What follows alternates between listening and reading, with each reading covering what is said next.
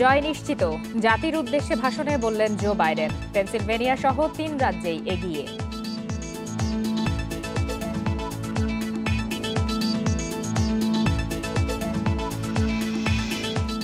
ঋণের বোঝা না বাড়িয়ে দরিদ্রদের জন্য ক্ষুদ্র সঞ্চয়ের ব্যবস্থা সরকারের, সমবায় দিবসে প্রধানমন্ত্রী।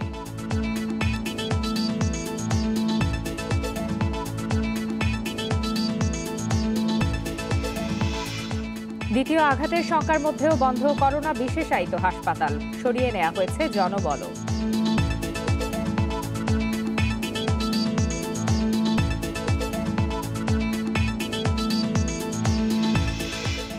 অস্ট্রেলিয়ায় স্থায়ী হওয়ার প্রস্তুতি নিচ্ছিলেন আফজাল, দুর্নীতির টাকায় শুরু করেন আবাসন ব্যবসা।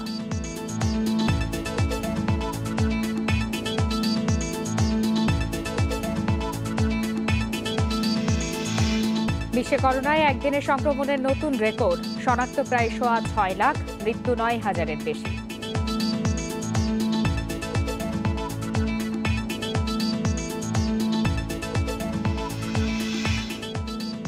শিরোনাম জানাচ্ছিলাম, এবারে জানাবো বিস্তারিত। আর শুরুতে মার্কিন প্রেসিডেন্ট নির্বাচনের খবর।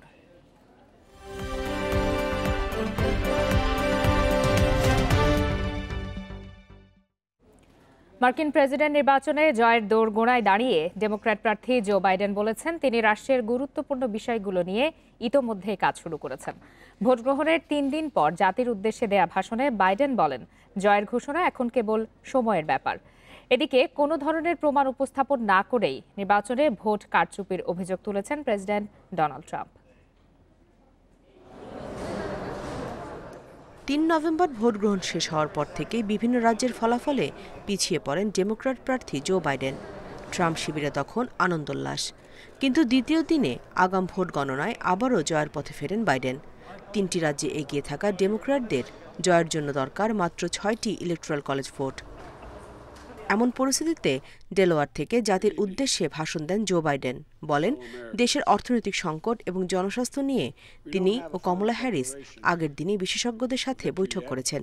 গুরুত্বপূর্ণ বিষয়গুলোতে ট্রাম্পের ওপর জনগণ আস্থা রাখতে না পারায় ডেমোক্র্যাটদের জয় সুনিশ্চিত হয়েছে বলে জানান তিনি।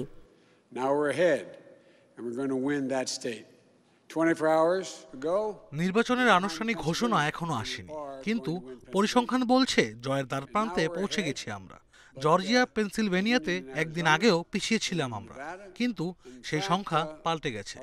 ভোটের গণনার সাথে সাথে আমাদের সমর্থনের পাল্লাও বাড়ছে, কারণ বর্ণবাদ অর্থনীতি, জলবায়ু পরিবর্তন, করোনা ভাইরাসের মতো সংকট মোকাবেলায় ট্রাম্পের উপর আর আস্থা রাখতে পারছেন না এদেশের মানুষ। এবারে নির্বাচনকে যুক্তরাষ্ট্রের গণতন্ত্র রক্ষার লড়াই বলে মন্তব্য করেছেন হাউস স্পিকার ন্যান্সি পেলোসি। আজ এমন সময় আমি আপনাদের সামনে এসেছি যখন জো বাইডেন তার দুর্দান্ত পরিকল্পনা নিয়ে প্রেসিডেন্ট হিসেবে নির্বাচিত হওয়ার দ্বারপ্রান্তে পৌঁছে গেছেন। শুধু ডেমোক্র্যাটদের জন্য নয়, এই মুহূর্তটা গোটা দেশের জন্যই আনন্দের।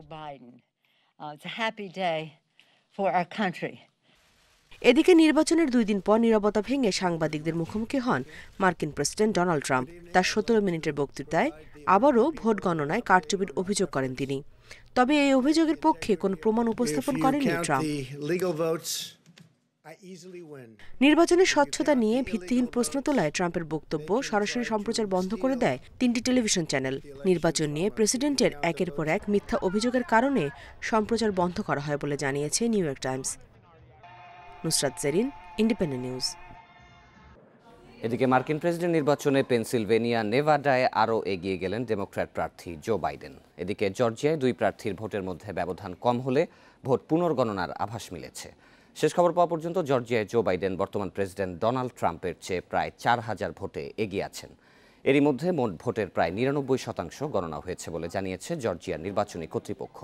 এদিকে পেনসিলভেনিয়ায় 3রা নভেম্বর স্থানীয় সময় রাত 8টার পরে আসা ব্যালট আলাদা রাখার নির্দেশ দিয়েছে সুপ্রিম কোর্ট। রিপাবলিকান এই ঘাঁটিতেও এগিয়ে আছেন জো বাইডেন। এ পর্যন্ত 23 রাজ্যে জয়ে 264টি ভোট নিশ্চিত করেছেন বাইডেন। জয়ের জন্য তার প্রয়োজন আর মাত্র 6টি ইলেকটোরাল ভোট। অন্যদিকে প্রেসিডেন্ট হতে হলে এখন পেনসিলভেনিয়া, জর্জিয়া, নেভাডা সহ 5 রাজ্যে জয়ের বিকল্প নেই ডোনাল্ড ট্রাম্পের।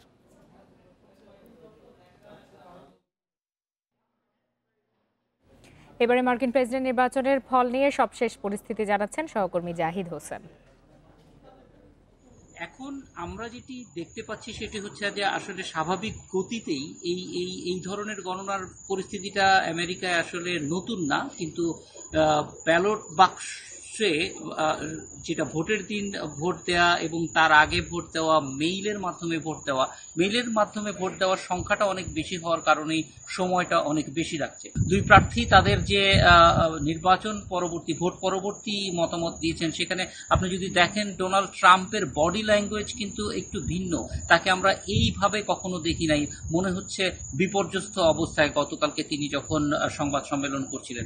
অন্যদিকে জো বাইডেনকে দেখেন অনেক কনফিডেন্ট, এবং তিনি যেটি বলছেন যে ডোনাল্ড ট্রাম্প দেশকে বিভক্ত করেছেন, সেখানে তিনি এক করতে চান দেশকে, আবার ফিরিয়ে আনতে চান সবাইকে এক জায়গায়। তিনি বলছেন যে খুবই গুরুত্বপূর্ণ একটি কথা, যে আমরা একে অপরের প্রতিদ্বন্দ্বী কিন্তু কোনোভাবেই একে অপরের শত্রু না, সেইখান থেকে এগিয়ে যেতে হবে। এবং তিনি ঐক্যের ডাক দিয়েছেন এবং তিনি বলছেন যে আমেরিকার সামনে যেই সমস্যাগুলি আছে, চ্যালেঞ্জগুলি আছে, সেগুলি মোকাবেলা করতে হবে। জলবায়ুর চ্যালেঞ্জ মোকাবেলা করতে হবে, কোভিডের সমস্যা মোকাবেলা করতে হবে এবং দেশকে এগিয়ে নিয়ে যেতে হবে। ডোনাল্ড ট্রাম্প একদিকে বলেছিলেন যে 3 তারিখের পরে 4 তারিখেই আমেরিকায় আর কোভিডের কথা গণমাধ্যমে আসবে না, কিন্তু আমরা জানি যে ইতিমধ্যে গত 3 দিন ধাবর 1 লাখেরও বেশি কোভিড রোগী পাওয়া যাচ্ছে এবং আজকে আসলে 1,25,000 নতুন কোভিড রোগী পাওয়া গেছে। ফলে নির্বাচন পরবর্তী সংকটের পাশাপাশি আমেরিকাকে কিন্তু অন্য সংকটগুলিও মোকাবেলা করতে হবে। এখন দেখার বিষয়, আগামী 75 দিন ডোনাল্ড ট্রাম্প যদি জিততে না পারেন তাহলে ক্ষমতায় থাকবেন। এদিকে প্রেসিডেন্ট নির্বাচনকে কেন্দ্র করে বিক্ষোভ ছড়িয়ে পড়েছে যুক্তরাষ্ট্র জুড়ে। নিউ ইয়র্ক, শিকাগো, ফিলাডেলফিয়া সহ বিভিন্ন শহরে চলছে দুই দলের সমর্থকদের পাল্টাপাল্টি আন্দোলন। ভোট গণনা বন্ধ ও প্রতিটি ভোট গণনার দাবিতে আন্দোলন করছেন তারা। এ ঘটনায় পুলিশের হাতে আটক হয়েছে বেশ কয়েকজন আন্দোলনকারী। নির্বাচন কেন্দ্রিক বিক্ষোভ চলছে যুক্তরাষ্ট্রের বিভিন্ন রাজ্যে। কয়েক জায়গায় বিক্ষোভ রূপ নিয়েছে সহিংসতায়। নিউ ইয়র্কে প্রতিটি ভোট গণনার দাবিতে শুরু হওয়া একটি নির্বাচনী শোভাযাত্রা সহিংসতার রূপ নিলে সেখান থেকে বেশ কয়েকজন বিক্ষোভকারীকে আটক করে পুলিশ। এদিকে বর্তমান সময়ের সবচেয়ে গুরুত্বপূর্ণ রাজ্য পেনসিলভেনিয়ায় পাল্টাপাল্টি বিক্ষোভ চলছে দুই প্রার্থীর সমর্থকদের। রাজ্যের ফিলাডেলফিয়ায় একটি কনভেনশন সেন্টারের বাইরে জড়ো হয় দুই পক্ষের কয়েক হাজার সমর্থক। এ সময় ভোট গণনা বন্ধের দাবি জানায় ক্ষমতাসীন ট্রাম্প সমর্থকেরা। অন্যদিকে 3 নভেম্বর স্থানীয় সময় রাত 8টার পরে আসা ব্যালট আলাদা রাখার সুপ্রিম কোর্টের নির্দেশের বিরুদ্ধে আন্দোলনে নামে ডেমোক্রেটরা। এদিকে অ্যারিজোনায় বাইডেনের জয়ের সংবাদ সামাজিক যোগাযোগ মাধ্যমে ছড়িয়ে পড়লে বিক্ষোভে নামে ট্রাম্প শিবির। এ সময় ফিনিক্স শহরের ভোট গণনা কেন্দ্রের সামনে প্রকাশ্যে অস্ত্র নিয়ে ঘুরতে দেখা যায় বেশ কয়েকজনকে। অন্যদিকে রাজ্যের মেরিকোপা কাউন্টির এক কেন্দ্রে ট্রাম্পের পক্ষে পড়া ভোট গণনা করা হবে না এমন গুজবে ওই কেন্দ্রের বাইরে অবস্থান নেয় ট্রাম্প সমর্থকরা।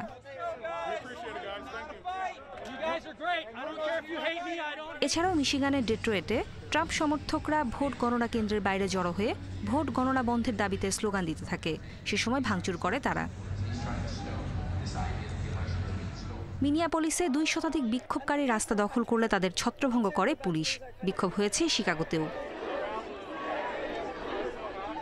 পোর্টল্যান্ড, ওরেগনে ট্রাম্প বিরোধী বিক্ষোভ সহিংসতার রূপ নিলে মোতায়েন করা হয় ন্যাশনাল গার্ডের সদস্যদের। নুরে জান্নাত, ইন্ডিপেন্ডেন্ট নিউজ। ডেমোক্র্যাট প্রেসিডেন্ট প্রার্থী জো বাইডেনের নিরাপত্তা জোরদার করেছেন মার্কিন গোয়েন্দারা। এ তথ্য দিয়েছে ওয়াশিংটন পোস্ট। তাদের প্রতিবেদনে বলা হয়েছে সম্ভাব্য প্রেসিডেন্টের নিরাপত্তা নিশ্চিতে বাড়তি এজেন্ট নিয়োগ দেওয়া হয়েছে। তবে এ বিষয়ে কোনো মন্তব্য করতে রাজি হয়নি মার্কিন গোয়েন্দা বিভাগ ও বাইডেনের নির্বাচনী প্রচার শিবির।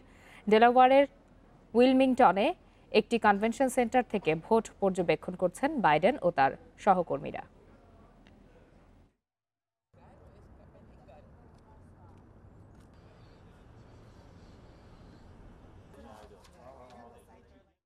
রাজধানীর মোহাম্মদপুরে ভুয়া রিপোর্টের অভিযোগে সন্ধি ডায়াগনস্টিক সেন্টারে অভিযান চালাচ্ছে র্যাবের ভ্রাম্যমাণ আদালত। এ বিষয়ে আরও বিস্তারিত জানাতে এবার আমাদের সাথে সরাসরি যুক্ত হবেন সহকর্মী খালেদ রায়হান। খালেদ রায়হান, তাদের বিরুদ্ধে যে অভিযোগ পাওয়া গেছে যে তারা নানাভাবে রোগী ভাগিয়ে আনছেন সরকারি হাসপাতাল থেকে দালালরা এবং ডায়াগনস্টিক সেন্টারে পরীক্ষা না করিয়ে তারা রিপোর্ট দিচ্ছেন। তা বাদে অভিযানে আর কি তথ্য উঠে এসেছে? দেখুন, র্যাবের যে ভ্রাম্যমাণ আদালত যে রয়েছে, নির্বাহী ম্যাজিস্ট্রেট সারোয়ার আলমের নেতৃত্বে যেই অভিযানটি পরিচালিত হচ্ছে সেটি কিন্তু এখন মোহাম্মদপুরের সন্ধে ডায়াগনস্টিক সেন্টারে আছে। এখানে মূল যে অভিযোগটি ছিল সেটি হচ্ছে সরকারি যে সকল হাসপাতাল রয়েছে, আপনি নিশ্চয়ই জানেন যে মোহাম্মদপুর এলাকায় কয়েকটি সরকারি হাসপাতাল রয়েছে, সেখান থেকে মূলত রোগীকে কিছু দালাল চক্র আছে, তারা কিন্তু তাদেরকে ভাগিয়ে বা তাদেরকে একভাবে বুঝিয়ে কিন্তু এই সকল ডায়াগনস্টিক সেন্টারে নিয়ে আসার পর তারা একটা কমিশন পান। এবং এখানে যদি আমি একটু দেখানোর চেষ্টা করি, এখানে আসলে এই যে ল্যাবটি রয়েছে সন্ধে ডায়াগনস্টিক সেন্টার, এই ল্যাবে কিন্তু যখন ভ্রাম্যমাণ আদালত আসে তখন কিন্তু কোনো রকমের কোনো টেকনোলজিস্ট এখানে দেখা যায়নি, কিন্তু যে সকল নমুনা সেগুলোকে কিন্তু তারা নমুনা সংগ্রহ করছে এবং তারা রিপোর্ট পর্যন্ত এখান থেকে নিজেদের মন গড়া রিপোর্ট তারা তৈরি করে দিচ্ছেন। এখানে যখন আসা হয়েছে তখন কিন্তু একজন টেকনোলজিস্টও এখানে পাওয়া যায়নি। এবং এই যে সরঞ্জামগুলো রয়েছে, র্যাবের যে নির্বাহী ম্যাজিস্ট্রেট রয়েছেন তিনি কিন্তু জানিয়েছেন যে এই সরঞ্জামগুলো কিন্তু আসলে ঠিক মতো যেই রিপোর্ট দিবে সেটিতেও কিন্তু সক্ষম নয়। সব মিলিয়ে কিন্তু এই যে ডায়াগনস্টিক সেন্টারটি রয়েছে, এখানে আরো নানা রকমের দুর্নীতি রয়েছে, সেই দুর্নীতিগুলো এবং নানা রকমের এই যে আমি একটু দেখানোর চেষ্টা করি, যেই যন্ত্রটি দেখা যাচ্ছে এই যন্ত্রটি আসলে একেবারেই কাজ করে না, তারপরেও কিন্তু এই যন্ত্রটি এখানে রাখা হয়েছে এবং ইচ্ছা করে নিজেদের মন মাফিক কিন্তু আসলে এখানে রিপোর্ট নিজেদের মতো করে তৈরি করা হয়েছে। আমি যদি এখানকার আরও যেই ল্যাবটি রয়েছে, র্যাবের যদি অন্যান্য যেই সকল সরঞ্জাম রয়েছে সেগুলোর চিত্র দেখানোর চেষ্টা করে নিশ্চয়ই দেখতে পাবেন যে এই যে একটি মেশিন রয়েছে সেটি কিন্তু ইতিমধ্যে জং ধরে গেছে এবং এর ভেতরে যে সকল জিনিসপত্রগুলো রয়েছে সেগুলোও কিন্তু আসলে একেবারেই মান নেই। বলা যায় এক কথা যে পুরো মানহীনভাবে এবং এই যে রিপোর্টগুলো প্রদান করা হয় একদম নিজেদের ইচ্ছে মতো রিপোর্টগুলো দেওয়া হয়। এর আগে কিন্তু এই সন্ধে ডায়াগনস্টিক সেন্টার আগে আরেকটি জায়গায় র্যাবের ভ্রাম্যমাণ আদালত অভিযান পরিচালনা করে, সেখানে কিন্তু তারা দেখিয়েছিলেন সেখানে একজন ডাক্তার তিনি গত মে মাসে মারা গেছেন, কিন্তু তার সিগনেচার করা রিপোর্টে তিনি সিগনেচার করেছেন গত মাসেও সেটা দেখিয়েছেন।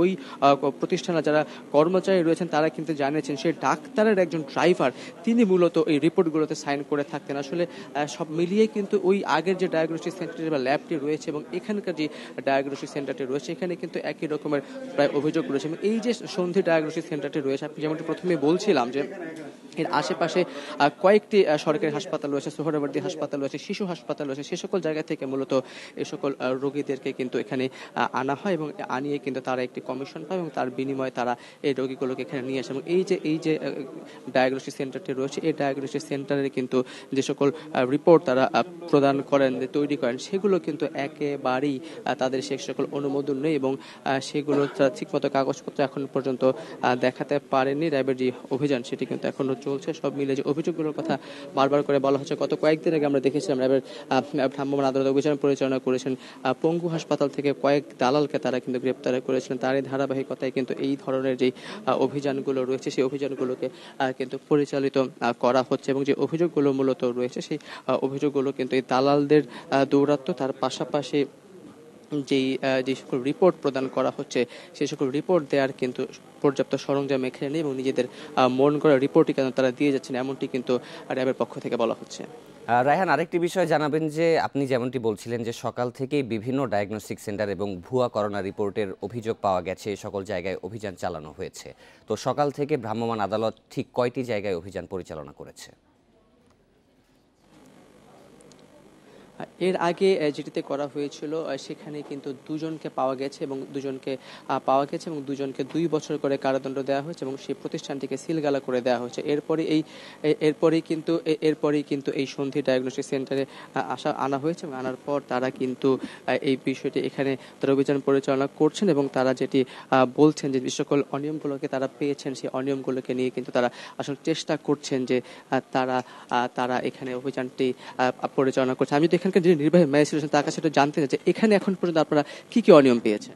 আমরা এখনো এক্সামিন করছি, এক্সামিনেশন শেষ হওয়ার পর আপনাদের জানাতে পারবো।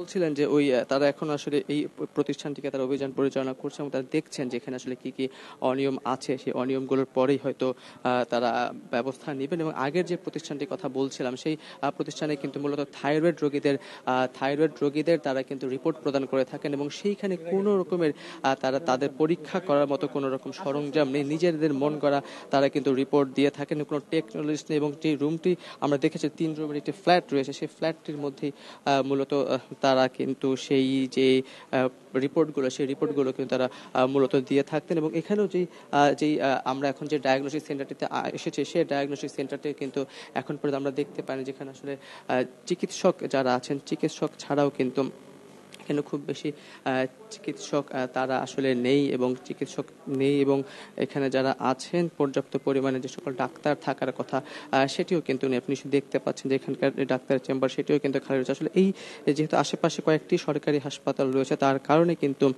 সরকারি হাসপাতাল থাকার কারণে রোগীদের সংখ্যা অনেক বেশি থেকে আমরা জানি যে সরকারি হাসপাতালে রোগীদের সংখ্যা অনেক বেশি থাকার কারণে একটি চক্র সেই সুযোগটি নেওয়ার চেষ্টা করে এবং সেই সুযোগে তারা এই ধরনের বেশ কিছু হাসপাতাল বা ডায়াগনস্টিক সেন্টার বা ছোট ক্লিনিক রয়েছে সেই ক্লিনিকগুলোতে তারা অভিযান তারা বিভিন্ন রকমের রোগী তারা বাগিয়ে এনে এখানে কিন্তু তারা চেষ্টা করেন এবং এখান থেকে একটা কমিশন পান এমনটি কিন্তু অভিযোগ পাওয়া গেছে।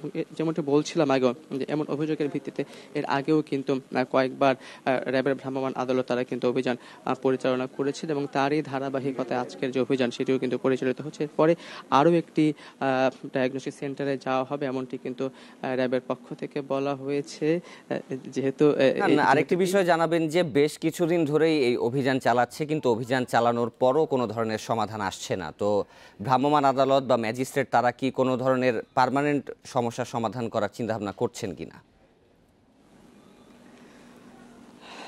দেখুন আসলে এই বিষয়টিকে মাথায় রেখে কিন্তু গতবার যখন এই অভিযানটি পরিচালনা করা হয়েছিল তখন এমন প্রশ্নটি করা হয়েছিল ভ্রাম্যমাণ আদালতকে যে এই ধরনের অভিযান প্রায়ই করা হচ্ছে এবং অভিযান করার পরেও এই যে অপতৎপরতাগুলো অপকর্মগুলো এগুলোকে শেষ করা যাচ্ছে না। আসলে যেহেতু আমাদের ঢাকাতেই অনেক মানুষের বসবাস এবং সেই জায়গাতে অনেক রোগী যারা আছেন সেই তুলনায় সরকারি হাসপাতালগুলোতে জায়গা কম, সেই ক্ষেত্রে বিশেষজ্ঞরা কিন্তু বলছেন যে একটা মনিটরিং কমিটি গঠন করে পুরো বিষয়টিকে দেখভালের জন্য মনিটরিং কমিটি গঠন যদি করা যায় সেই ক্ষেত্রে হয়তো এই পুরো বিষয়টি একটি সমাধান করা সম্ভব। এছাড়া কিন্তু যেহেতু বিভিন্ন জায়গায় ছড়িয়ে ছিটে থাকা এরকম নামী এবং নাম সর্বস্ব যে সকল প্রতিষ্ঠানগুলো রয়েছে সেই সকল প্রতিষ্ঠানের দৌরত্ব কিন্তু কোনোভাবেই কমানো সম্ভব নয়। কারণ আমি যদি আজকে সকালের অভিযানটির কথা বলি সেখানে কিন্তু দুজনকে 2 বছরের করে কারাদণ্ড দেওয়া হয়েছে। 2 বছর পর তারা বের হয়ে আবারও এই ধরনের কোনো কাজ করবে কিনা এবং রাজধানীতে কতগুলো ডায়াগনস্টিক সেন্টার রয়েছে কতগুলো ক্লিনিক রয়েছে সেগুলোকে যদি সরকার চায় সরকারের সংশ্লিষ্ট সকল কর্তৃপক্ষ আছে তারা যদি চায়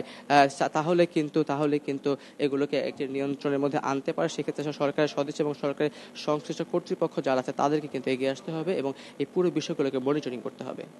মোহাম্মদপুরের সন্ধি ডায়াগনস্টিক সেন্টারে অভিযানের বিষয়ে বিস্তারিত জানাচ্ছিলেন সহকর্মী খালেদ রায়হান। ঋণ নিয়ে নয়, স্ব-উদ্যোগে দরিদ্র জনগোষ্ঠীকে আত্মনির্ভরশীল দেখতে চান প্রধানমন্ত্রী শেখ হাসিনা। সকালে গণভবন থেকে ভিডিও কনফারেন্সে ৪৯তম জাতীয় সমবায় দিবসের আলোচনায় অংশ নিয়ে তিনি বলেন, ক্ষুদ্র ঋণের সুদের বোঝা না বাড়িয়ে দরিদ্রদের জন্য ক্ষুদ্র সঞ্চয়ের ব্যবস্থা করেছে সরকার।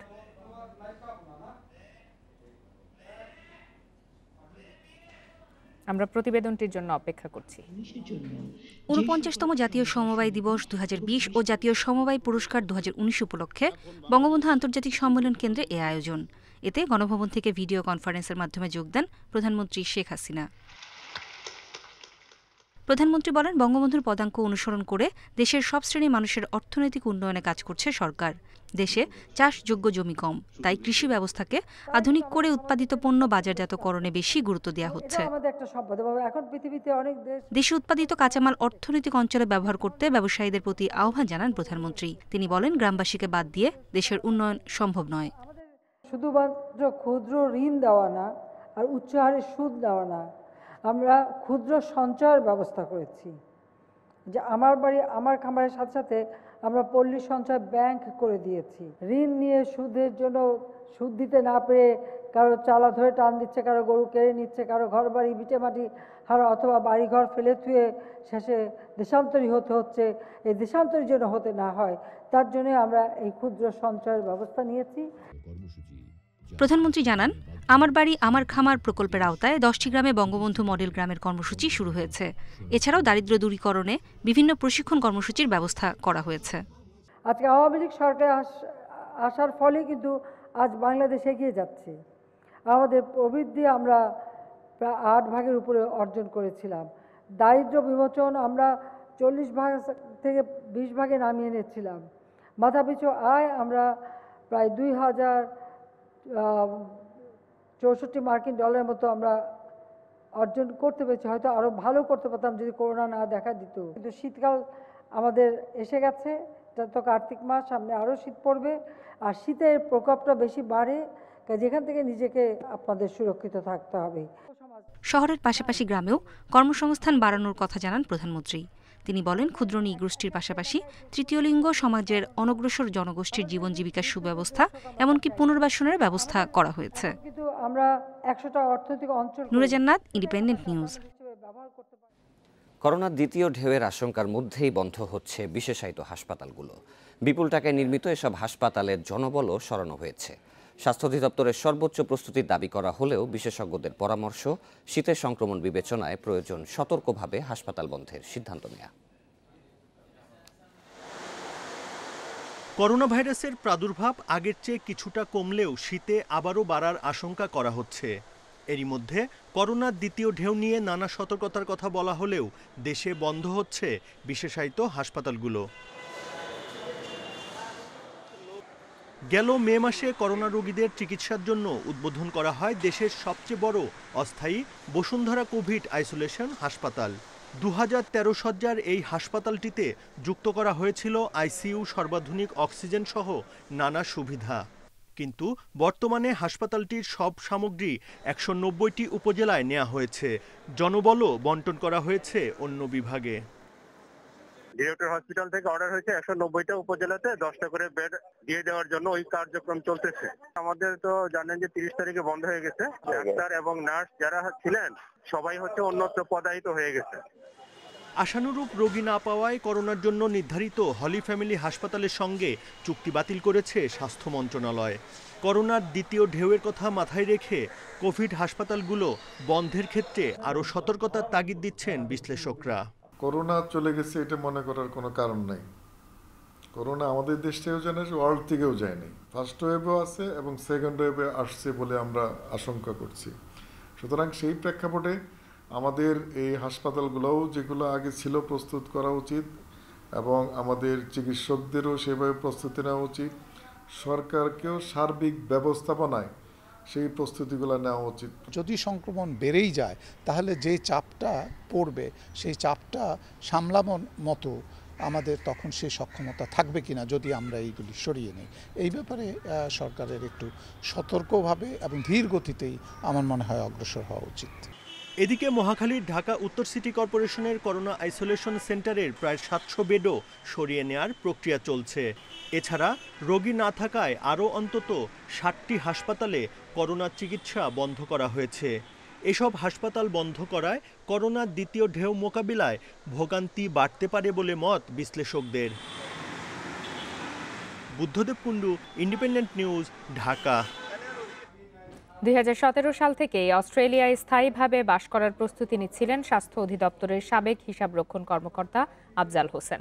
সে দেশের আবাসন ও বিপণন খাতে 4টি ব্যবসা শুরু করেন তিনি। আর এই ব্যবসার পুঁজি এসেছিল স্বাস্থ্যের কেনাকাটার কমিশন দুর্নীতি থেকে। ইন্ডিপেন্ডেন্ট টেলিভিশনের কাছে এসে পৌঁছেছে এসব ব্যবসা প্রতিষ্ঠানের তথ্য ও ছবি। অস্ট্রেলিয়া, কানাডা ও যুক্তরাজ্য 3 মহাদেশের 3 ধনী দেশে বাড়ি ছিল স্বাস্থ্য অধিদপ্তরের সাবেক হিসাবরক্ষণ কর্মকর্তা আফজাল হোসেনের। 2017 সালেই স্বাস্থ্য অধিদপ্তরের চাকরি ছেড়ে অস্ট্রেলিয়ায় স্থায়ী হওয়ার প্রস্তুতি শুরু করেন আফজাল দম্পতি। অস্ট্রেলিয়ার পোর্টার স্ট্রিট মিন্টোতে একটি গাড়ির ওয়ার্কশপ ছিল তার, যা 2017 সালে $6 লাখ অস্ট্রেলিয়ান ডলারে বিক্রি করে দেন আফজাল। অস্ট্রেলিয়ার ক্যালেবারিয়া স্ট্রিট প্রিস্টনসে নিজের বাড়ির ঠিকানায় নিবন্ধিত R5 ডেভেলপার্স প্রাইভেট লিমিটেড ব্যবসা প্রতিষ্ঠানের পরিচালক আফজাল হোসেন ও তার স্ত্রী রুবিনা খানম মিম ট্রাভেলসের ঠিকানায় চালিয়েছেন শপ নামে একটি ব্যবসা প্রতিষ্ঠান। এছাড়া একই ঠিকানা ব্যবহার করে ব্যাকপ্যাকার্স নামে আরেকটি অনলাইন ব্যবসা চালু করেন আফজাল। আর এজন্য মিম ট্রাভেলসের মালিককে মাসে $10,000 দিতেন তিনি। আমরা অনুসন্ধান তদন্ত করে রাষ্ট্রের সম্পদ রাষ্ট্রের কাছে ফিরিয়ে আনা এবং দুর্নীতিবাজদের বিরুদ্ধে আইনি প্রক্রিয়ার মাধ্যমে শাস্তি নিশ্চিত করার কাজ আমরা নিশ্চিত করতে সক্ষম হব। আফজালের এসব ব্যবসা প্রতিষ্ঠান দুদকের আবেদনের প্রেক্ষিতে জব্দ করে রেখেছে অস্ট্রেলিয়ার সরকার। তবে নামে বেনামে বিদেশে আরও সম্পদ আছে কিনা তা খতিয়ে দেখার পরামর্শ টিআইবির। এর সাথে যারা যোগসাজশ করেছেন, আরও যারা নাটের গুরু, আরও যারা সহায়তা করেছেন, সুযোগ করে দিয়েছেন এবং এর থেকে লাভবান হয়েছেন, তাদেরকেও চিহ্নিত করে বিচারাতে আনতে হবে। দুদকের আবেদনের পর অস্ট্রেলিয়া ও কানাডায় আফজাল দম্পতির ডজন খানেক ব্যাংক হিসেবে 50 কোটি টাকাও জব্দ করা হয়েছে। রিশাদ হুদা, ইন্ডিপেন্ডেন্ট নিউজ, ঢাকা। আদাবর আওয়ামী লীগের সহ সভাপতি পরিচয়ে গড়ে তোলেন সন্ত্রাসী বাহিনী। ঢাকা উদ্যানে কায়েম করেছেন ত্রাসের রাজত্ব। দখলের অভিযোগ 25 থেকে 30টি প্লট। স্থানীয়দের অভিযোগ নতুন ভবন নির্মাণ করলেই চাঁদা দাবি করতেন মনির, না দিলে রাতারাতি দখল। প্রতিবাদ করলে বাগান বাড়িতে নিয়ে চলত নির্যাতন। ঢাকা উদ্যানের সি ব্লকের 1 নম্বর সড়কে 2 নম্বর প্লটটি 2.5 কাঠার। মনিরকে গ্রেপ্তারের পর এটি নিজের দখলে নিয়েছেন মোস্তফা নাজিম। তার অভিযোগ, আগস্টে চাঁদা না দেয়ায় মনির এটি দখল করে নেয়। ওই রাত্রি আমাদেরকে প্লট থেকে বের করে দিল এবং বলল এটা শাকিল আহমেদের জমি, এর নেতৃত্ব ছিল মনির। যে বললো যে এই প্লটের দিকে আর কখনো না তাকালে চোখ তুলে নিব, প্রাণে মেরে ফেলবো, এই ধরনের ভূমি দিতে আমরা চলে গেলাম। তুরাগ তীর ঘেঁষে ইটবালির রডের দোকান বরকতুল্লার। তিনি বলছেন, একাধিকবার তার দোকান দখলে ব্যর্থ হয়ে কয়েক দফায় 60 লাখ টাকার ইটবালি নিয়ে গেছে মনির। মারধরের অভিযোগে মোহাম্মদপুর থানায় মামলাও করেছেন তিনি। এসে অ্যারেস্ট হয়েছে, মানে কি হয় আবার কখন ছুটে আসলে পরে আবার কখন মাইরা ফেলায়, এই আতঙ্কে আছে। ঢাকা উদ্যানের জয়নাল মার্কেটের 5 একর জমির বেশিরভাগই দখলের অভিযোগ মনিরের বিরুদ্ধে। শ্যামলী হাউজিংয়ের 2.5 কাঠার এই প্লটটিও দখলের অভিযোগ মনিরের বিরুদ্ধে। ভুক্তভোগীরা বলছেন, এর বিরুদ্ধে প্রতিবাদ করলেই বাগান বাড়িতে চলত নির্যাতন। শটগান দিয়ে প্রথমে দরজা মাঝে বাড়ি মারে, তো উঠি, তখন পিস্তলটাকে আমাকে ওনার বাংলা বাড়িতে নিয়ে আমাদেরকে যেমনি খুশি এমনি মারধর করছে। 2013 সালে থেকে সে এখন পর্যন্ত মানে জোর করে দখল করে রাখছে। সরেজমিনে দেখা গেল প্রায় 4 একর জায়গা নিয়ে এই বাগান বাড়ি। ঢুকতেই দেখা মনিরের মায়ের সঙ্গে। গণমাধ্যম দেখে উত্তেজিত তিনি দাবি করলেন, দখল নির্যাতনের সব অভিযোগই বানোয়াট। আমার ছেলেকে ধরছে, রেপ কেন ধরছে? আমার ছেলে কাজ করাইতেছিল। চতুর্দিক দিয়ে শত্রু থাকলে কিভাবে ধরবে? টাকা দিয়ে সব শত্রু দাবি করে ধরাইছে। দখল, চাঁদাবাজি সহ নানা সন্ত্রাসী কর্মকাণ্ডের অভিযোগে বৃহস্পতিবার অস্ত্র মাদক সহ মনিরকে গ্রেপ্তার করেছে র্যাব। পরে মোহাম্মদপুর থানায় হয় মামলা। তদন্তকালে সমস্ত কিছু দেখবো, আরো কি অপরাধের সাথে জড়িত ছিল, কি কার্যক্রম করছে, সবই দেখবো। অস্ত্র মামলায় 7 দিনের রিমান্ড চেয়ে আদালতে তোলা হয়েছিল মনিরকে। পরে শুনানির দিন ঠিক হয় শনিবার। আদালত চত্বরেও ছিল তার সহযোগীদের দাপট।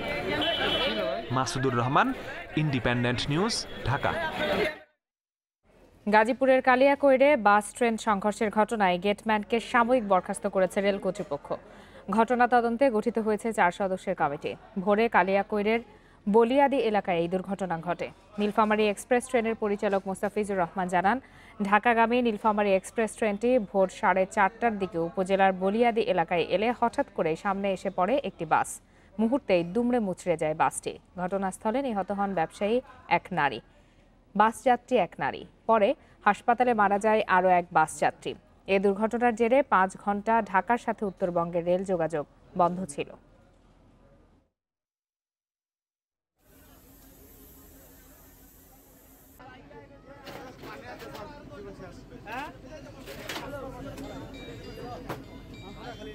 দেখার পরে হর্ন দিয়ে কয়েকবার তাকে সিগন্যাল দেয়, কিন্তু বাসটা যত সম্ভব লড়তে পারিনি, আটকে গেছে।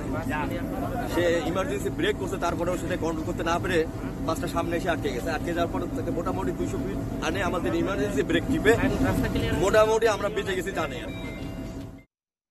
প্রকৃতিতে এখন চলছে হেমন্তকাল। এরই মধ্যে রাজধানী সহ সারা দেশে দেখা দিয়েছে শীতের আমেজ। ভোরের দিকে হালকা কুয়াশায় ঢেকে যাচ্ছে চারপাশ। দিনে রোদ থাকলেও সন্ধ্যার পর থেকে অনুভূত হচ্ছে শীত।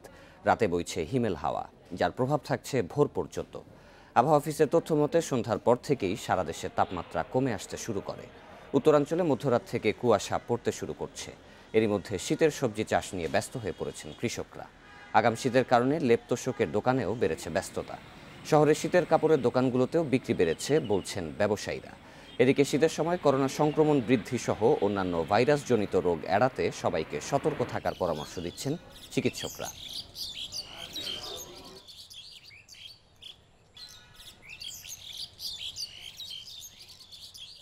বৃষ্টিপাত বেশি হওয়ায় এবার রবি শস্যের ফলন ভালো হবে বলে মনে করছেন বিশেষজ্ঞরা। তবে শীতে বেশি কুয়াশা পড়লে ডাল জাতীয় শস্য ও আমের ফলন ক্ষতিগ্রস্ত হতে পারে বলে জানিয়েছে কৃষি সম্প্রসারণ অধিদপ্তর। এদিকে অতিরিক্ত বৃষ্টির কারণে এবার তীব্র শীত পড়ার সম্ভাবনা না থাকলেও কিছু কিছু স্থানে প্রবল কুয়াশা থাকতে পারে বলে ধারণা আবহাওয়া অধিদপ্তরের। এবারের বর্ষা মৌসুমে প্রচুর বৃষ্টিপাতের ফলে মাটিতে জলীয় বাষ্পের পরিমাণ বেশি, তাই এবার তীব্র শীত পড়বে না বলে জানিয়েছে আবহাওয়া অধিদপ্তর। তবে দেশের বেশ কিছু স্থানে পড়তে পারে ঘন কুয়াশা। এবার রবি শস্যটা অন্য গত 2-1 বছরের চেয়ে অনেক ভালো ফসল হবে, কারণ আমাদের প্রচুর পরিমাণ বৃষ্টি আসছে, যার জন্য মাটি প্রচুর পরিমাণ জলীয় বাষ্প পেয়েছে। প্রকট শীতের সম্ভাবনা একটু কম, কোথায় কোথায় শেষের দিকে একটু ঘন কুয়াশাও পড়তে পারে। এই ঘন কুয়াশা জনজীবন এবং ফসলের কিছু ক্ষতি হতে পারে। এবার প্রায় 1 কোটি হেক্টর জমিতে রবি শস্য আবাদের পরিকল্পনা করছে কৃষি সম্প্রসারণ অধিদপ্তর। এর মধ্যে বোরো আবাদ করা হচ্ছে 47,84,720 হেক্টর জমিতে।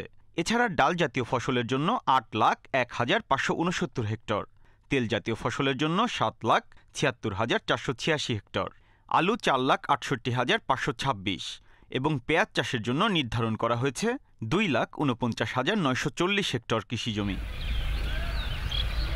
এছাড়া 5,82,962 হেক্টর জমিতে সবজি উৎপাদনের লক্ষ্যমাত্রা নির্ধারণ করা হলেও এখন পর্যন্ত বীজ বপন করা হয়েছে 1,88,940 হেক্টর জমিতে। আশা করি আমাদের লক্ষ্যমাত্রা অর্জন হবে। আর একইভাবে রবি মৌসুমের গম, ভুট্টা, তারপর সরিষা, তেল জাতীয় ফসল যেগুলি আছে, ডাল জাতীয় ফসল, এগুলো আমাদের বপনের কাজ চলতেছে। আর তেমন যদি বৃষ্টি না হয় আমাদের এই ফসলগুলির আবাদ হয়ে যাবে। বিশেষজ্ঞরা বলছেন, শীতে ঘন কুয়াশা পড়লে সংবেদনশীল সবজিগুলোর মধ্যে আম, গম ও ডাল জাতীয় সবজির ফলন ক্ষতিগ্রস্ত হতে পারে। সংকট কাটাতে পাহাড়ি অঞ্চলে শীতকালীন সবজির আগাম চাষ শুরুর পরামর্শ তাদের। আগাম যে ফসলগুলো আছে সেই ফসলের বীজ অ্যাভেলেবেল করে আমাদের ওখানকার ওই পাহাড়ি অঞ্চলের চাষিদেরকে প্রশিক্ষিত করলে আমরা এই দুর্যোগ মোকাবেলা করতে পারবো এবং আমরা সময় মতো আমাদের ফসল আমরা পাবো, বাজারে এতটা দামের প্রভাব পড়বে না। কুয়াশা থেকে ফসল রক্ষায় কৃষকদের নিয়মিত কৃষি আবহাওয়া বুলেটিন অনুসরণ করে সে অনুযায়ী পদক্ষেপ নেওয়ার পরামর্শ দিয়েছেন বিশেষজ্ঞরা। Biprajit Chanda, independent news, Dhaka. দেশের বিভিন্ন জেলায় এবার রোপা আমন ধানের বাম্পার ফলন হয়েছে। মাঠের সোনালী ফসল ঘরে তুলতে ধান কাটা ও মাড়াইয়ে ব্যস্ত এখন চাষিরা। টানা বৃষ্টি ও কয়েক দফা বন্যার পরও আমনের ভালো ফলনে ক্ষতি পুষিয়ে নেয়ার স্বপ্ন কৃষকের। এছাড়া বাজারে ধানের প্রত্যাশিত দাম পেয়ে খুশি তারা। দিগন্ত জোড়া ফসলের মাঠে শোভা পাচ্ছে সোনালী রঙের পাকা আমন ধান।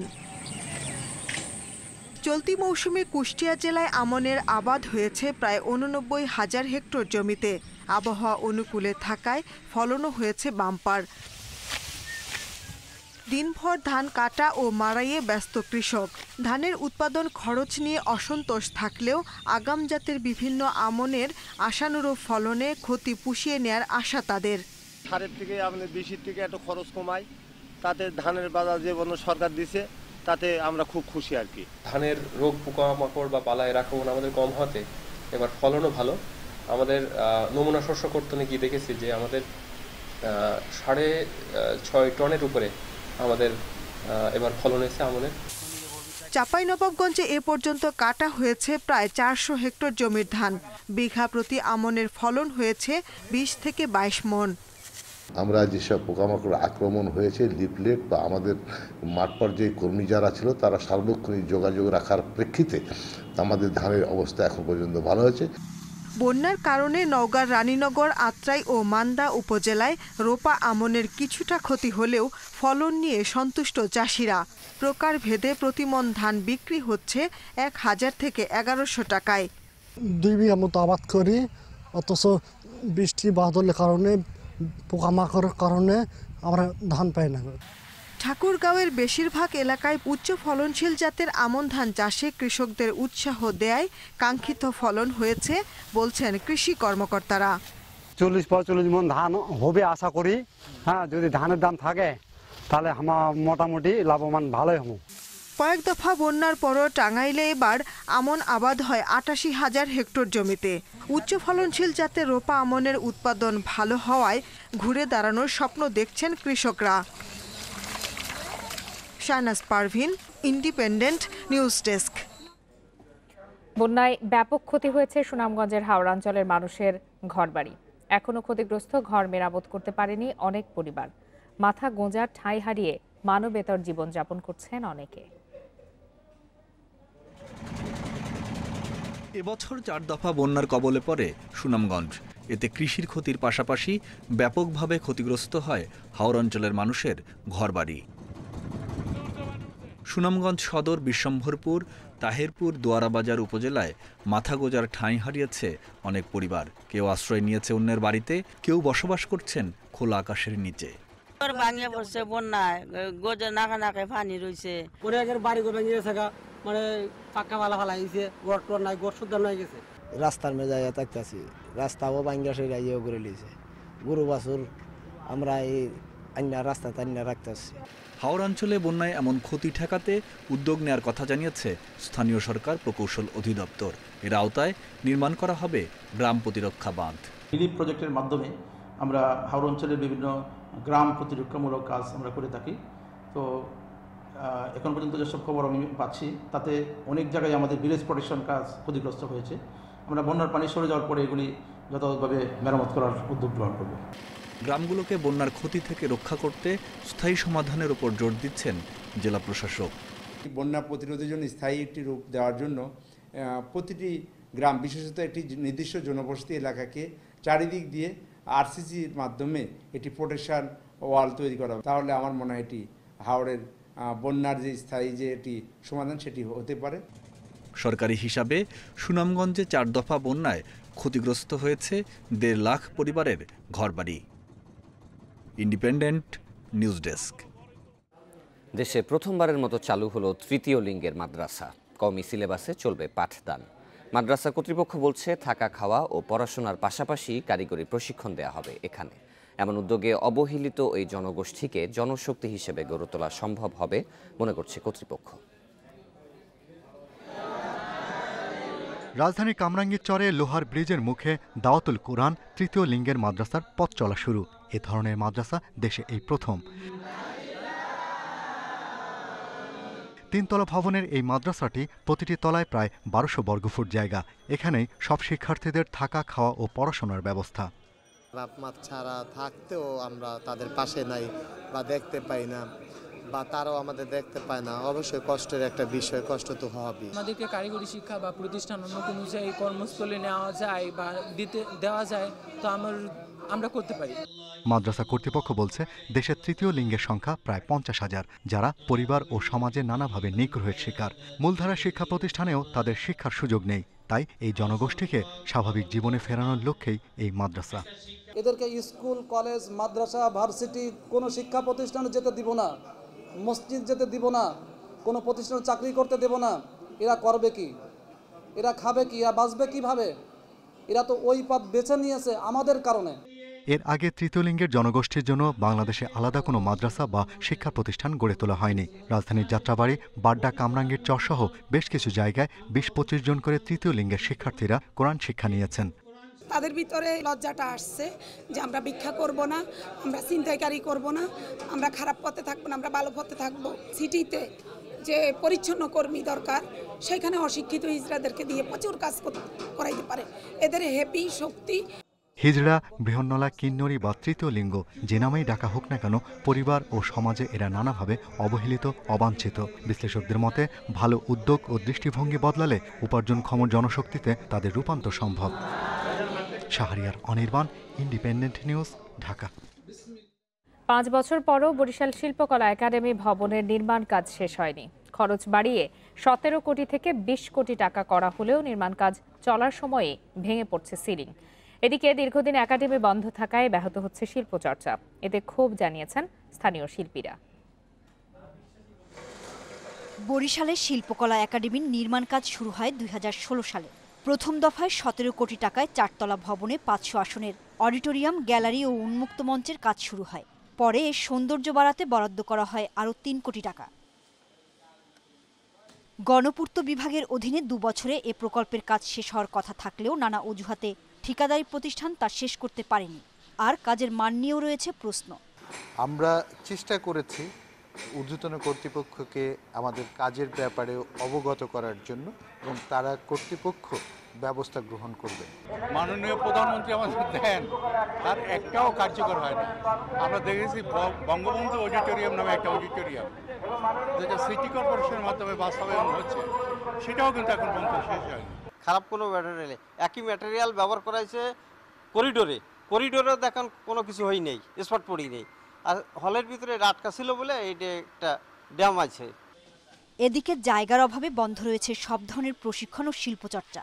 বাচ্চারা শিক্ষার জন্য যে আগ্রহ নিয়ে আসে, সেই সব যন্ত্রপাতি, সেই সবকিছু থাকলে আমাদের খুবই ভালো হয়। এটা জাতীয় পর্যায়ে প্রতিযোগিতায় গেলে দেখা যায় যে বরিশালের মান আস্তে আস্তে নেমে যাচ্ছে, তারা পুরস্কার আনতে পারছে না সেই আগের মতো। করোনার কারণে 8 মাস বন্ধ ছিল নির্মাণ কাজ, তবে দ্রুত ভবনটি খুলে দেওয়ার কথা জানিয়েছেন জেলা প্রশাসক। দীর্ঘদিন এটি হস্তান্তর না হওয়ার কারণে শিল্পীদের নিয়মিত প্র্যাকটিস বা বিভিন্ন অনুষ্ঠান আদি করা, এটি আসলে বরিশালে সে ধরনের কোনো ভালো অডিটোরিয়াম না থাকার কারণে তাদের অসুবিধা হচ্ছে। আমরাও চাই এটা দ্রুত হস্তান্তর হোক। আমরা ইতিমধ্যে সংশ্লিষ্ট মন্ত্রণালয় এবং সংশ্লিষ্ট কর্তৃপক্ষ, নির্মাণকারী কর্তৃপক্ষ সবার সাথে কথা বলেছি। এ বছরের 26 ফেব্রুয়ারিতেই সবার জন্য উন্মুক্ত করার কথা ছিল বরিশাল শিল্পকলা একাডেমি। Independent news desk. বিশ্বে করোনায় একদিনে আবারও 9,000-এর বেশি মানুষের মৃত্যু হয়েছে। নতুন রোগী শনাক্ত হয়েছে 6,23,000, যা বিশ্বে একদিনে সর্বোচ্চ এবং সংক্রমণের নতুন রেকর্ড। এ নিয়ে মোট প্রাণহানি 12,48,000 ছাড়িয়েছে। মোট সংক্রমিতের সংখ্যা 4,96,00,000। নতুন 1,32,000 রোগী নিয়ে যুক্তরাষ্ট্রে মোট আক্রান্তের সংখ্যা 1 কোটি ছাড়িয়েছে। 24 ঘন্টায় সবচেয়ে বেশি 1248 জনের মৃত্যু হয়েছে দেশটিতে। এ নিয়ে দেশটির মোট প্রাণহানি 2,42,000 ছাড়িয়েছে। যুক্তরাষ্ট্রের পর সবচেয়ে বেশি 828 জনের মৃত্যু হয়েছে ফ্রান্সে। নতুন রোগী শনাক্ত হয়েছে 60,000, যা দেশটিতে একদিনে সর্বোচ্চ। এছাড়াও ইটালি, স্পেনেও একদিনে সর্বোচ্চ শনাক্তের রেকর্ড হয়েছে। এই 3 দেশে একদিনে আক্রান্তের সংখ্যা 1,20,000-এর বেশি। 1 মাসে লকডাউন কার্যকর হওয়ার একদিন পরই যুক্তরাজ্যে 23,000-এর বেশি মানুষের শরীরে মিলেছে করোনা ভাইরাস। মৃত্যু হয়েছে 3 শতাধিকের। বিশ্বে করোনা সংক্রমণ ও মৃত্যুর দিক থেকে দ্বিতীয় অবস্থানে থাকা ভারতে প্রাণহানি হয়েছে 576 জনের, নতুন করে শনাক্ত প্রায় 50,000। আইপিএলের এলিমিনেটরে রয়্যাল চ্যালেঞ্জার্স বেঙ্গালুরুকে 6 উইকেটে হারিয়ে দ্বিতীয় কোয়ালিফায়ারে জায়গা করে নিয়েছে সানরাইজার্স হায়দ্রাবাদ।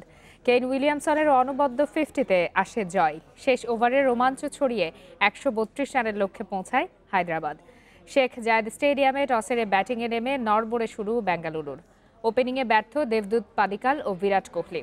রানের চাকা সচল রাখেন অ্যারন ফিঞ্চ ও এবি ডিভিলিয়ার্স। ফিঞ্চ 32 করে থামলেও লড়াই চালিয়ে গেছেন ভিলিয়ার্স। এক প্রান্ত আগলে 50 তুলে নেন এই প্রোটিয়া ব্যাটসম্যান। পরে হোল্ডার ও নটরাজনের বোলিং তোপে 131-এ থামে বেঙ্গালুরুর ইনিংস। জবাবে শুরুতেই গোস্বামী ও ওয়ার্নারকে ফিরিয়ে মোহাম্মদ সিরাজের জোড়া আঘাত। 67 রানে 4 উইকেট হারানোর পর দলের হাল ধরেন কেইন উইলিয়ামসন। তাকে যোগ্য সঙ্গ দেন জেসন হোল্ডার।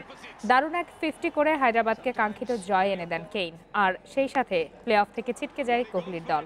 কাল দ্বিতীয় কোয়ালিফায়ারে দিল্লির মুখোমুখি হবে হায়দ্রাবাদ। বিজয়ী দল ফাইনালে মুম্বাইয়ের চ্যালেঞ্জ নেবে।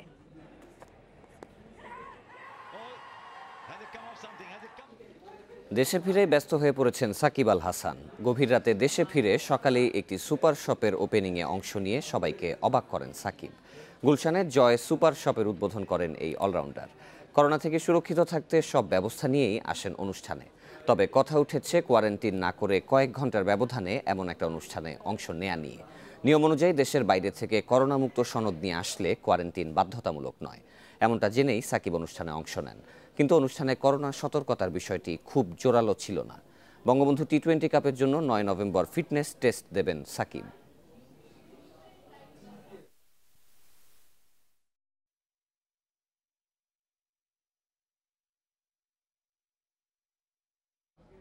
এক বছরের নিষেধাজ্ঞার পরও ইয়ো টেস্টে উতরে যেতে সাকিবের কষ্ট হবে না, এমন বিশ্বাস নির্বাচক হাবিবুল বাশার সুমনের। এদিকে জানুয়ারিতে ওয়েস্ট ইন্ডিজ সিরিজের আগে দলের সেরা অস্ত্র স্পিনারদের ছন্দে দেখতে চান তিনি। ছবিটা 1 বছর আগের। ভারত সফরের জন্য প্রস্তুতি নিচ্ছিল বাংলাদেশ দল। হোম অফ ক্রিকেটে অবাধ বিচরণ ছিল টাইগার মহাতারকার। এমন মুহূর্ত দেখার অপেক্ষা শেষ হচ্ছে।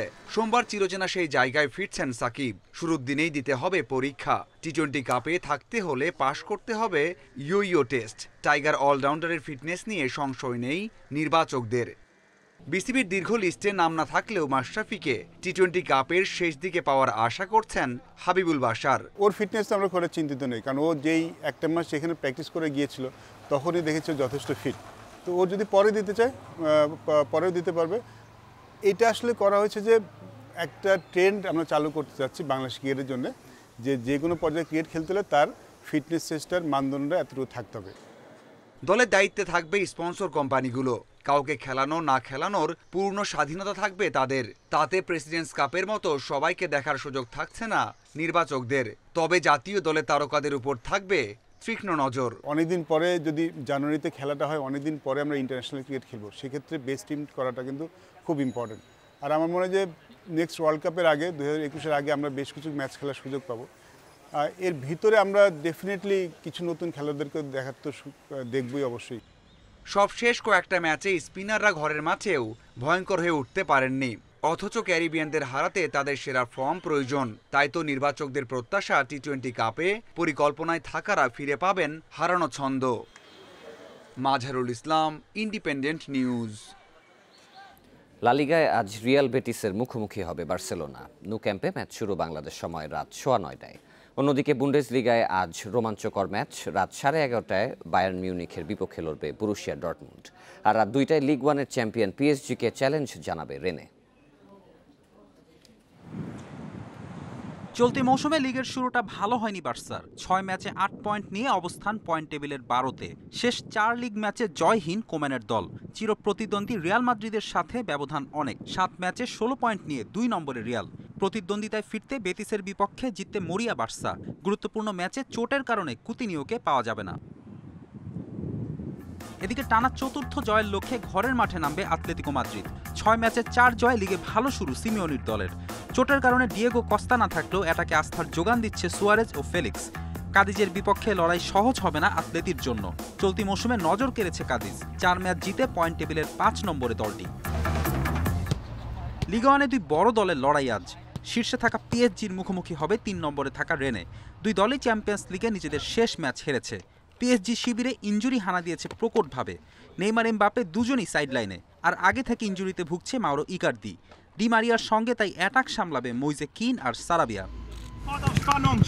বুন্দেসলিগাও হাই ভোল্টেজ ম্যাচ। টেবিলের 1 আর 2 নম্বর দলের লড়াই হবে। বায়ার্ন মিউনিখের সঙ্গে পাল্লা দিয়ে এগোচ্ছে বরুশিয়া ডর্টমুন্ড। 6 ম্যাচ খেলে সমান 5 জয়ে 2 দলেরই পয়েন্ট 15। তবে গোল ব্যবধানে এগিয়ে থাকায় শীর্ষে বাভারিয়ানরা। চোটের কারণে ডিফেন্ডিং চ্যাম্পিয়নরা লিওন গোরেৎস্কা ও আলফান্সো ডেভিসকে পাবে না। ফেরদৌস ইসলাম, ইন্ডিপেন্ডেন্ট নিউজ। বিশ্বকাপ বাছাই পর্বে প্যারাগুয়ে ও পেরুর বিপক্ষে 25 সদস্যের স্কোয়াডে ফিরেছেন ডি মারিয়া। গেল বছরের পর এবারই প্রথম জাতীয় দলে ফিরলেন পিএসজি মিডফিল্ডার। তবে চোটের কারণে আর্জেন্টিনা স্কোয়াডে জায়গা হয়নি সার্জিও আগুয়েরোর। এছাড়া জায়গা হারিয়েছেন ভিয়ারিয়ালের হুয়ান ফয়েত এবং ফিওরেন্তিনার জার্মান পেজেল্লা। 12 নভেম্বর ঘরের মাঠে আর্জেন্টিনার চ্যালেঞ্জ প্যারাগুয়ে। 4 দিন পর দ্বিতীয় ম্যাচে আলবিসেলেস্তেরা খেলবে পেরুর মাঠে। 2022 কাতার বিশ্বকাপ বাছাইয়ের প্রথম 2 ম্যাচ জিতে সুবিধাজনক জায়গায় লিওনেল মেসিরা।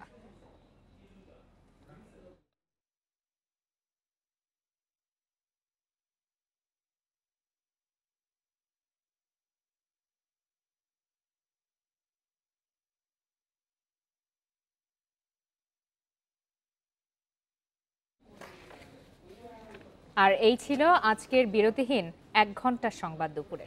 ইন্ডিপেন্ডেন্ট টেলিভিশনের সব খবর আরও বিস্তারিত জানতে চোখ রাখুন ফেসবুক, ইউটিউব এবং টুইটারে। ধন্যবাদ সবাইকে।